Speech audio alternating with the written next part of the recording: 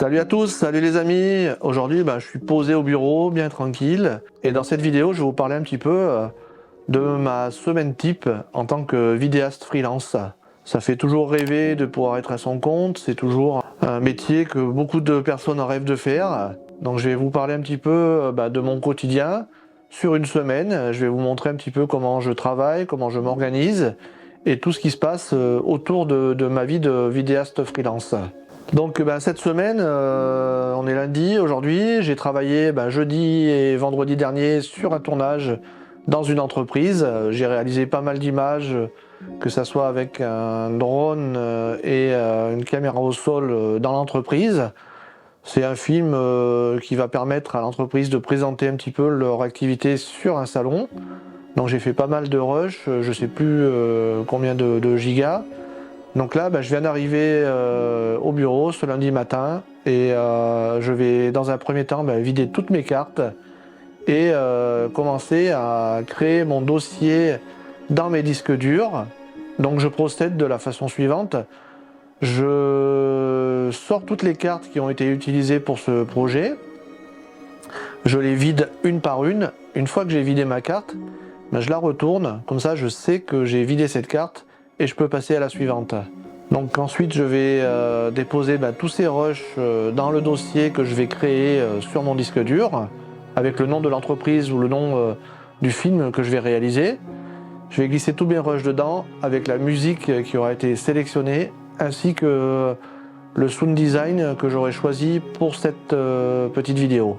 Donc une fois que j'ai créé ce dossier sur mon disque dur, je vais faire une sauvegarde de ces rushs sur un deuxième disque, ce qui va me permettre de sécuriser un petit peu mes rushs. On n'est pas à l'abri d'avoir un disque dur qui lâche, d'avoir un problème de fichier, donc moi je fais toujours une copie sur un deuxième disque, c'est super important. Je vous conseille même des fois de faire 3 sauvegardes. Après ça c'est mon point de vue, mais moi j'aime bien faire des sauvegardes dès que je réalise des vidéos pour des clients. Une fois que j'ai fait toutes mes sauvegardes sur tous mes disques, je vais aller importer mes rushs dans mon logiciel de montage Final Cut et je vais aller créer des proxys. Des proxys, c'est ce qui va me permettre de pouvoir travailler sur des fichiers en plus basse résolution. En fait, des proxys, c'est tout simplement des doublures, des copies de nos fichiers et c'est le logiciel qui va les créer lui-même dans un dossier dans Final Cut. Et ça marche également sur Premiere et sur les autres logiciels de montage. Et vous allez pouvoir monter votre film sur une copie de vos rushs qui sont en basse définition, ce qui va vous permettre d'avoir une fluidité sur votre montage et de pouvoir travailler tranquillement et sereinement sur toute la timeline sans bug et sans saccade sur votre montage. Moi je travaille tout en 4K, les fichiers sont souvent assez lourds car si vous utilisez les meilleures définitions, on se retrouve vite avec des fichiers de 5 à 10 gigas pour quelques minutes de rush. Donc pour moi, créer des proxys c'est ce qui me permet de gagner du temps et mon ordi n'est pas assez performant pour travailler sur ces rushs haute définition. Je vais également, après avoir bu mon café, traiter quelques images que j'avais réalisées sur ma mission du film d'entreprise. J'ai fait quelques séries de photos, de portraits d'ouvriers qui travaillaient sur leur poste de travail. J'ai fait quelques photos en grand angle. Je trouvais ça super sympa et je trouvais le rendu assez joli sur 2-3 portraits. Donc je vais traiter ça certainement sur du noir et blanc. Je vous montre le résultat de ce travail tout de suite.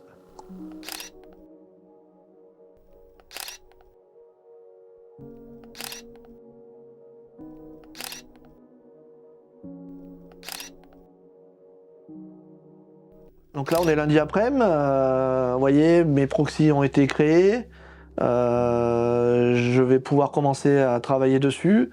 Mais avant toute chose, je viens d'avoir un retour client pour une autre vidéo d'entreprise qui vient d'être validée.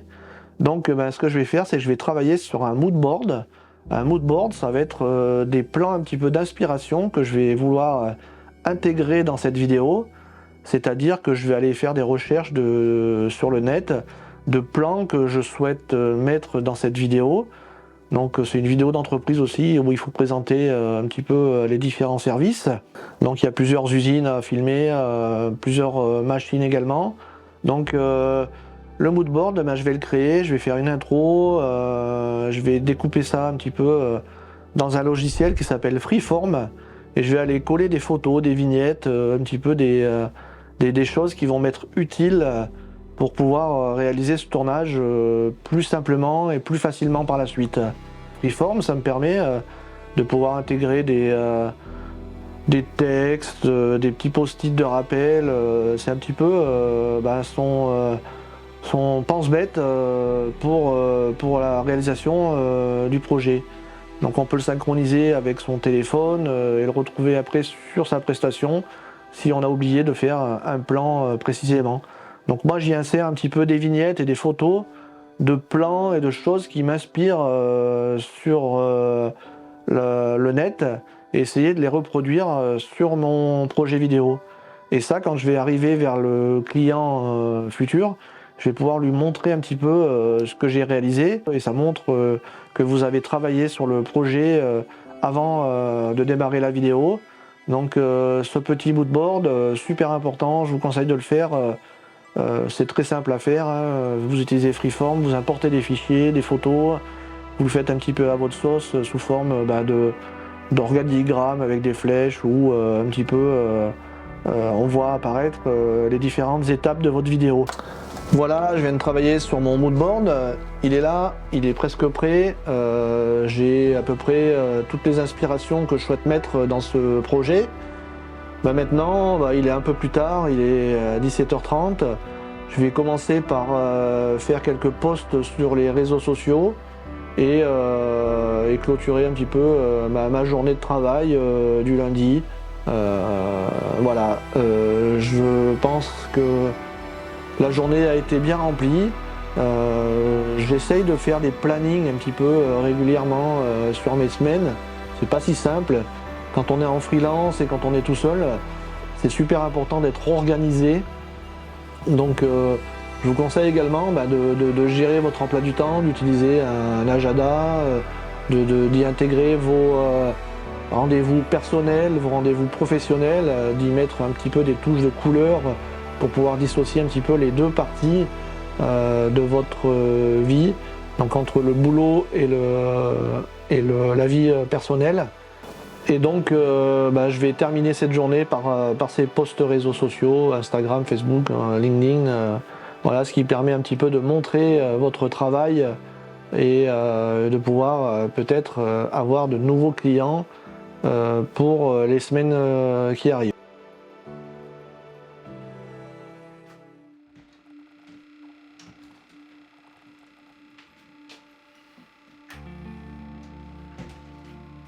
Donc ça y est, mardi matin, j'attaque la prestation du montage pour le film d'entreprise.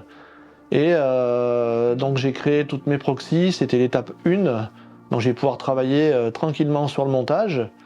Et l'étape 2, ça va être déjà de faire un bout à bout de mon montage. Je vais prendre les meilleurs rushs que j'ai tournés sur la vidéo. Et je vais les glisser sur la timeline pour pouvoir essayer de faire un bout à bout des rushs que j'ai réalisés et garder vraiment ce qu'il y a de mieux sur le montage. C'est un conseil que je peux vous donner, c'est prenez vraiment les meilleurs rushs que vous avez. Le tri, il n'est pas facile à faire des fois, mais il faut prendre vraiment ce qu'il y a de plus qualitatif sur les rushs. Même si vous pensez qu'un plan est sympa, regardez-le plusieurs fois et prenez vraiment le rush qui va faire la différence sur votre montage. Donc sur la prochaine étape, ce que j'aime bien faire, c'est structurer un petit peu mon montage et je vais aller mettre des marqueurs aux endroits où je souhaite que des titres apparaissent, qu'il y ait des sound design ou des illustrations à insérer sur la vidéo. Donc je structure un petit peu mon montage pour pouvoir gagner du temps par la suite. Donc ça, c'est une organisation à mettre en place de votre côté. Donc je saurai, une fois que j'aurai mis ces marqueurs sur mon montage, à quel endroit je vais mettre mes titres, mon sound design et des images d'archives, ce qui va me permettre vraiment de gagner du temps par la suite. Sur l'étape 3, je commence à réajuster un petit peu le montage, à découper vraiment les plans plus précisément, mettre des transitions entre les rushs, apporter également du dynamisme au montage, essayer de le rendre le plus qualitatif possible.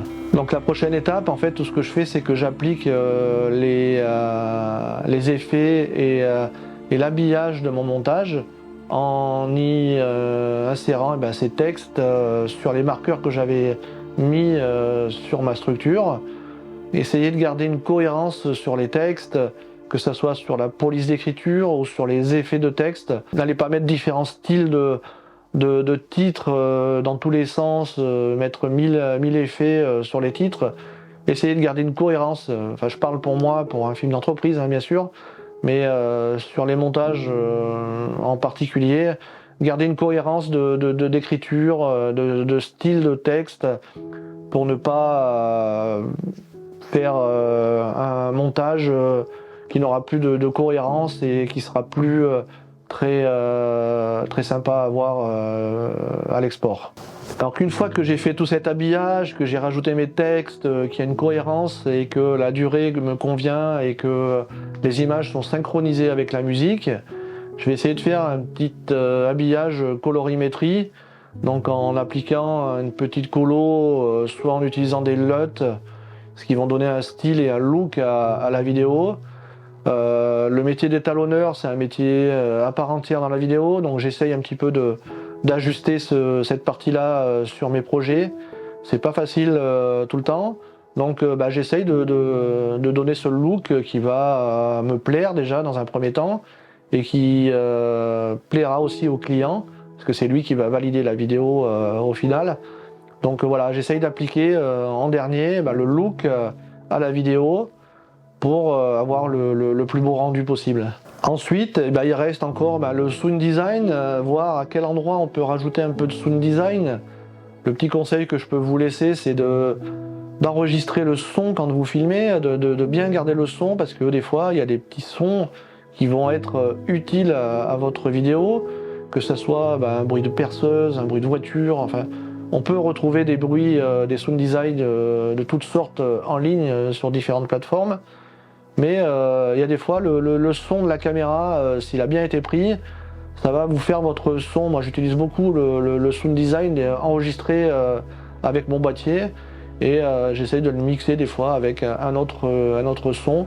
Mais le conseil principal, c'est d'enregistrer le son et essayer de le garder sur votre montage final. Donc une fois que j'ai fait mon habillage, mon sound design, ma colo et mon titrage, je vais faire un export de ma vidéo avec le nom du film et je vais rajouter derrière V1 comme version 1, ce qui va me permettre de pouvoir la visionner déjà avant de l'envoyer au client sur plusieurs écrans et je vais pouvoir me rendre compte un petit peu de la colo, si ça passe bien sur tous les écrans, qu'on ne sait pas sur quel support le client va regarder la vidéo. Donc je vous conseille de la regarder sur un téléphone, sur une télé ou sur un ordinateur pour vous rendre compte un petit peu des différences de couleurs qui peuvent y avoir sur votre vidéo. Voilà, la journée est terminée, il est mardi soir, je vais aller me reposer un petit peu parce que la journée de freelance, elle peut souvent vite durer dans le temps. On a toujours envie d'aller plus vite sur ces projets pour pouvoir passer à un autre. Donc le conseil que je peux vous donner, c'est de souffler, de se poser, d'aller faire autre chose, d'aller marcher entre deux projets. Ça va vous permettre déjà de vous aérer la tête, de découvrir un petit peu et de réfléchir à d'autres vidéos et de penser vraiment à autre chose que ce projet, parce que quand on a le nez dans un montage, c'est pour moi des fois très compliqué d'en sortir.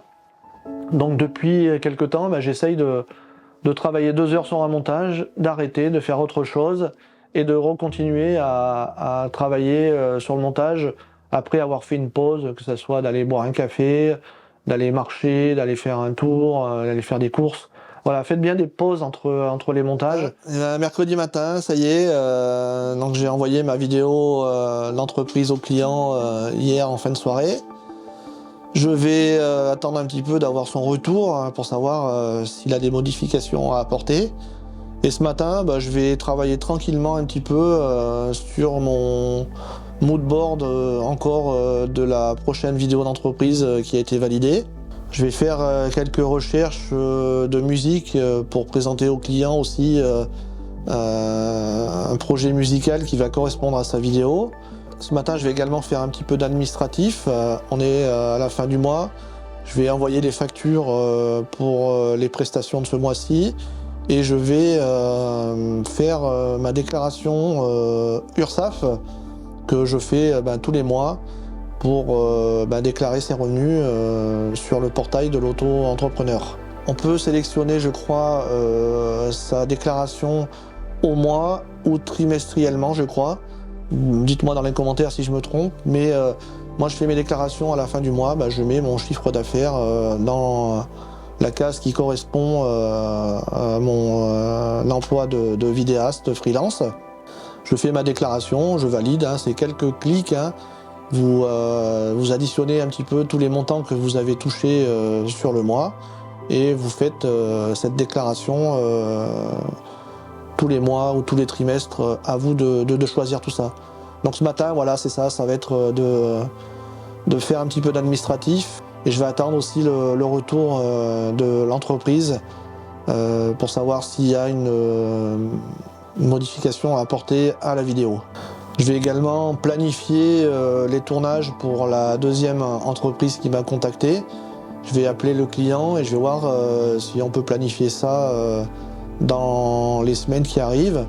Donc je vais bloquer ça sur mon agenda. Je vais voir avec lui comment faire pour caler les différents tournages parce que c'est une vidéo qui va s'étaler sur plusieurs semaines avec différentes étapes de tournage. Donc je vais essayer de caler ça avec lui au téléphone. Cet après-midi, je vais également faire quelques ajustements sur mon site internet. J'ai fait quelques prods là depuis quelques temps et je vais aller les insérer sur mon site internet et je vais faire un petit check-up un petit peu des différentes pages de mon site pour voir si tout fonctionne bien et si cette vitrine qui permet aux clients de venir voir ce que vous avez fait est correcte. Donc je fais un petit tour sur mon site, je mets un petit peu d'actu, de nouvelles vidéos et voilà, ça va me prendre une grosse heure environ sur cette partie-là. Hello, jeudi matin, il est 8 h, je vais boire un petit café et je vais démarrer ma journée. J'ai eu un retour client hier sur la vidéo que j'ai envoyée mardi. Donc il y a quelques petites modifications à apporter, pas grand chose sur du titre, sur quelques rushs. Donc je vais me lancer dessus ce matin. Ce que je vais faire et le conseil que je peux vous donner là-dessus, c'est de faire une copie de votre V1 et de la renommer V2. Donc moi je garde toujours mon montage V1 et je fais les modifications sur ma V2. On ne sait jamais s'il y a des choses que vous allez modifier et qui ne plaisent toujours pas au client. Il va me dire ouais, je préférais cette version 1, ce rush sur la version 1. Vous avez toujours une sauvegarde et une copie, donc par expérience, je garde toujours une V1 sur mon montage. Donc là, je vais faire les modifications et je vais pouvoir refaire un export avec une V2 et la retourner au client dans la journée. Sur mes prestations de montage, en général, une fois qu'on a signé un devis, je fais 3 versions et si au bout de 3 versions, le client n'est toujours pas satisfait et demande toujours des modifications sur son projet, alors je lui précise que je vais lui facturer les prochaines modifications à l'heure, tout simplement. Bon, ça arrive pas souvent, ça peut arriver, donc moi je me suis fixé comme règle de faire 3 versions de vidéos Et au-delà, je facture à l'heure après de travail sur mon montage. Donc ça va être pour la matinée, ça va m'occuper pas mal de temps sur la matinée, donc ce montage. Donc cet après-midi, il faut que je prépare mon matériel, parce que ce soir, je vais filmer un forum avec 3 plans, avec 3 caméras. Donc je vais préparer mes trépieds, mes boîtiers pour être prêt pour décoller ce soir à 18 h sur le forum que je vais filmer. Alors comme je pars en prestation, donc cet après-midi, enfin plutôt en fin de soirée, je vais préparer mon matériel, je vais faire un petit check-up un petit peu des différentes batteries. Je vais voir si toutes mes batteries sont bien chargées. Donc je vais faire le check-up de tout ça. Je vais faire un pré-réglage de mes boîtiers. Donc je sais que ce soir je vais filmer en 25 images par seconde. Donc je vais me mettre sur les modes C1, C2, C3. Et en C1 je vais me faire un paramétrage pour tous mes boîtiers. Donc j'ai 3 boîtiers différents. Donc 2 Canon R7 et un GH5. Et je vais régler ces boîtiers avec la même fréquence d'image. Cette fois, je vais me mettre, je pense, pour le forum en 1080. J'ai pas besoin de filmer en 4K.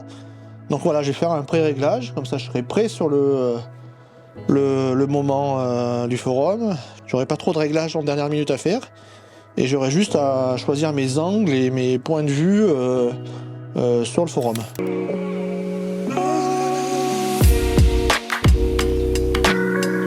Alors voilà, ça y est, je suis arrivé sur l'installation du forum. Donc il est environ 19 h, là je vais installer toutes mes caméras. La salle est assez jolie, assez petite. Donc je vais faire tout cet install de 3 caméras avec 3 trépieds. Je vais commencer à faire mes réglages et attendre que les intervenants arrivent dans la salle.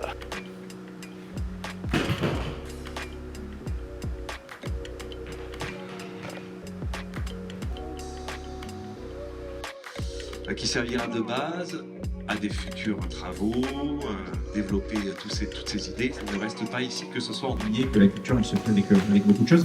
En tout cas, moi, voilà, je voulais vous souhaiter la bienvenue ici à l'école d'art et de musique. Pour vous, la culture à Riom, ça se résume à quoi? Ça y est, on est vendredi matin. La semaine est passée tellement vite. J'ai filmé donc mon forum hier soir. J'ai fini à 22 h 30, il me semble. Donc j'ai pas mal de travail aujourd'hui. Je vais vider les cartes de ce tournage, parce que j'ai 3 caméras, donc j'ai des cartes SD remplies, parce que c'était un forum qui a duré plus de 2 heures, donc il y a pas mal de rush à traiter. Donc il y avait 3 caméras, donc je vais faire un montage multicam aujourd'hui. Je vais créer un petit peu, encore une fois, les proxys.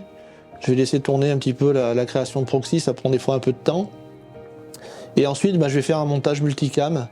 Donc je vais faire un montage qui va me permettre de choisir des plans sur tel ou tel intervenant, telle situation du forum. Dès que quelqu'un prend la parole, je vais avoir un plan large. Et je vais essayer d'aller prendre après un plan un peu plus serré de lui à ce moment-là. Donc voilà, le but du montage multicam, c'est de toujours d'avoir son plan large, où il y a l'ensemble de la scène qui se passe, et d'avoir des plans un peu plus serrés sur des intervenants. Donc là, voilà, ça va être ça le déroulement de la journée aujourd'hui. Voilà, j'espère que ce format de vidéo vous a plu. Je vous ai emmené avec moi un petit peu sur une semaine type de vidéaste freelance. C'est vrai que c'est pas forcément très simple de s'organiser quand on est vidéaste freelance. Je vous conseille d'être très organisé, au contraire, parce que c'est là que vous allez gagner du temps, c'est là que vous allez être plus productif et plus créatif. Il y a des petites contraintes des fois dans ce métier-là, c'est-à-dire pour ma part c'est la solitude. Des fois on est souvent seul la semaine quand il n'y a pas de tournage et qu'on est derrière son écran à faire du montage toute la journée. Voilà, la solitude des fois elle peut peser. Donc je vous conseille de sortir, de faire des montages et et d'aller vous balader de temps en temps entre 2 tournages et 2 montages. Il y a des points positifs. Les points positifs, c'est c'est vous qui gérez votre emploi du temps. Ça, c'est un point positif. Vous êtes assez libre de pouvoir faire votre travail quand vous le souhaitez.